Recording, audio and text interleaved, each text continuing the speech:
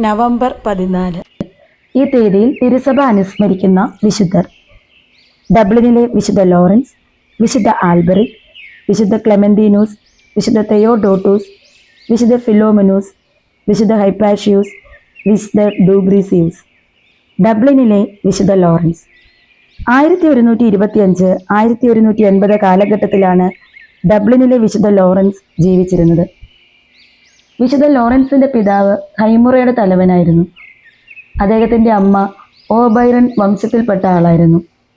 ഡബ്ലിനടുത്തുള്ള ഒരു രാജകുടുംബത്തിലായിരുന്നു ലോറൻസ് ഒട്ടുൾ ജനിച്ചത്. 10 വയസ്സുള്ളപ്പോൾ ലോറൻസ് ജാമ്യ തടവുകാരനായി ലിൻസ്റ്ററിലെ രാജാവിന് നൽകപ്പെട്ടു. കുട്ടിയോട് രാജാവ് നിർദ്ദയനായി പെരുമാറിയതിനാൽ അവനെ ഗ്ലെൻഡലോക്കിലെ മെത്രാന് ഏൽപ്പിക്കാനിടയായി. അവിടെ അവൻ ദൈവിക കാര്യങ്ങൾ ശരിയായി പഠിച്ചു. 12ാമത്തെ വയസ്സിൽ കുട്ടി പിതാവിൻ്റെ പക്കലേക്ക് മടങ്ങി. തൻ്റെ 4 മക്കളിൽ ഒരാൾ തിരുസഭാ സേവനത്തിന് പോകണമെന്ന് പിതാവിന് നിർബന്ധമുണ്ടായിരുന്നു. ആര് പോകണമെന്ന് നറുക്കിട്ട് തീരുമാനിക്കുവാൻ തുടങ്ങിയപ്പോൾ അത് കടുത്ത അന്ധതയാണെന്ന് ലോറൻസ് എതിർത്ത് പറഞ്ഞു. തൻ്റെ ആഗ്രഹം സഭാസേവനത്തിന് പോകണമെന്നാണെന്നും ലോറൻസ് അവിടെ കൂട്ടിച്ചേർത്തു.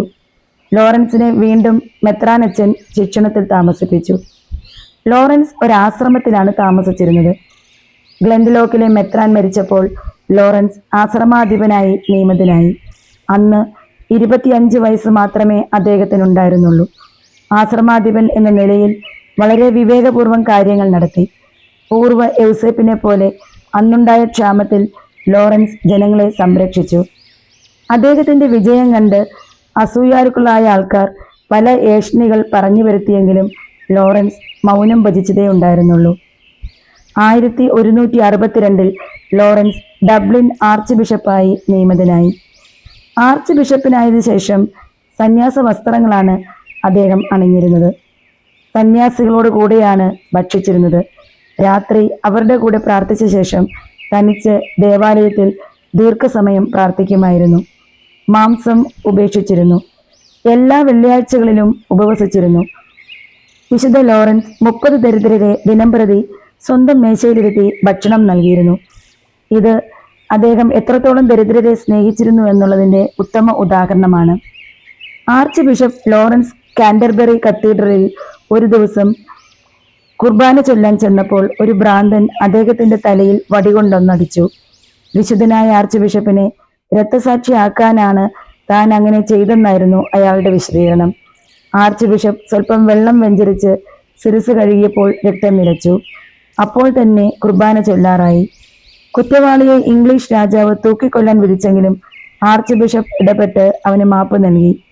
1179 ലാറ്ററൻ പൊതു സുന്നകദോസിൽ ആർച്ച് ബിഷപ്പ് പങ്കെടുത്തു. അലക്സാണ്ടർ തൃതീയൻ മാർപ്പാപ്പ അദ്ദേഹത്തെ അയർലൻഡിലെ പേപ്പൽ പ്രതിനിധിയായി നിയമിച്ചു. അയർലൻഡിലെ രാജാവും ഇംഗ്ലണ്ടിലെ ഹെൻറി രണ്ടാമനും തമ്മിലുണ്ടായിരുന്ന തർക്കങ്ങൾ അദ്ദേഹം നോർമണ്ടയിൽ പോയി സമാധാനത്തിൽ പറഞ്ഞ് അവസാനിപ്പിച്ചു. അവിടെ വെച്ച് അദ്ദേഹത്തിന് പനി പിടിപെടുകയും 1180 നവംബർ 14-ാം തീയതി ഈ ലോകവാസം വെടിയുകയും ചെയ്തു.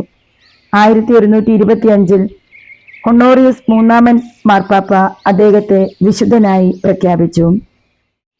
പിതാവായ ദൈവത്തോടുള്ള സ്നേഹത്തെ പ്രതി ഭക്തി, ദാനധർമ്മം, വിവേകപൂർവ്വമുള്ള പ്രവൃത്തികളും ചിന്തകളും എന്നിവയുടെ ഉത്തമ മാതൃകയായി ജീവിച്ച വിശുദ്ധ ലോറൻസെ, ഈ ലോകത്തുള്ള കഷ്ടപ്പെടുന്ന എല്ലാ ദരിദ്രർക്കും വേണ്ടി പിതാവായ ദൈവത്തോട് മധ്യസ്ഥം വഹിച്ച് പ്രാർത്ഥിക്കണമേ.